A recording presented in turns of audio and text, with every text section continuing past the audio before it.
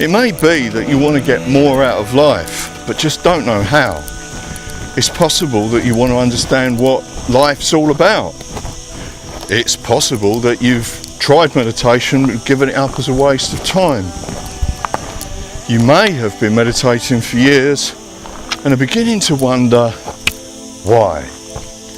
Well, you're in luck. This video is for you. In this week's video, we're going to explore what meditation really is, and probably more importantly, why it might not work for you.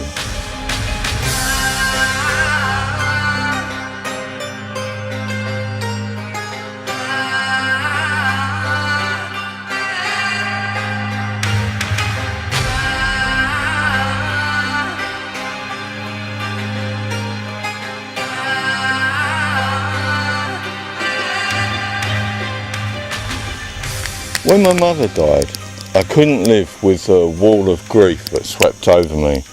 Like most people, I wanted to do something about the pain of life, the suffering of life. I'd been a serious student of Zen Buddhism for years, and I'd studied all over the world. So I buried myself away in monasteries. But the truth is, nothing really helped. You may be like me. I used guided meditation, chanting, toning, visualizations. I tried everything. The truth is, on their own, nothing really made any difference. In fact, it made it worse. The truth is, you can't understand what meditation is until you understand how the mind works. So when we first come to mental training, meditation, concentration, all of our emotions and our thoughts are all bundled up together. Just listen to the sound of the river. It's just like that. It's just one wall of sound. We think all of our thoughts and our emotions are just us. But the process of sitting down and concentrating, you will notice that your consciousness is a constant stream, like this river. And as you concentrate on your breathing, you will notice that random thoughts will appear quite naturally. Most people feel that there must be something wrong with them, but there's nothing wrong with you. It is perfectly normal for these thoughts to arise. Just like these sticks, we tend to have a thought and then follow it down the stream, and in this way we become hijacked. Let me explain. For instance, maybe I've taken a day off and I'm having a lovely day down by the river. Maybe I'm fishing or something, and then I just think to myself, quite out of the blue, actually I'm quite hungry. And then I think to myself, damn, did I get that food out of the freezer? Is it going to be defrosted in time for tonight's meal? And then I might think to myself, actually that freezer's not working very well. It's using a lot of electricity.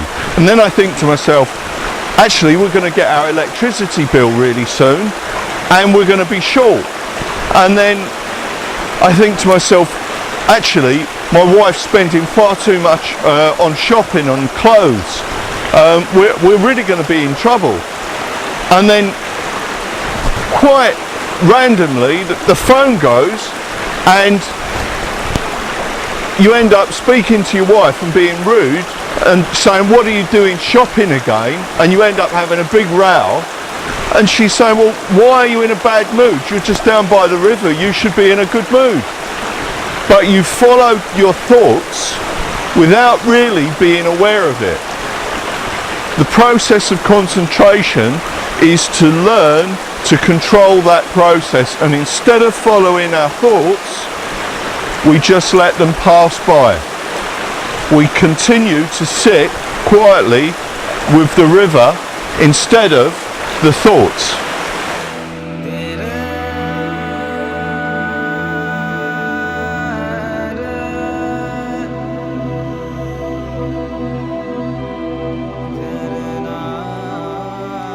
As you've probably heard me say before, and as you'll probably deduce from that video clip, meditation on its own is useless. It's just a tool. It's a tool like, say, a chisel. You could collect chisels. You could put them on the wall and admire them, but that isn't what a chisel's for. A chisel isn't really a chisel unless it's revealing something precious. Meditation is like that. It's not really of any use. It is designed to help you find the real you, the you that exists underneath your thoughts and emotions. So, if you use meditation for anything other than what it's designed to do, it's probably going to be about as much use as that chisel on the wall. It's not going to work for you. I hope you found this video useful, and if you did, please consider taking our 28-day challenge. It is entirely free and it includes a complete beginner's step-by-step guide to meditation, also completely free. So keep safe. Until next time.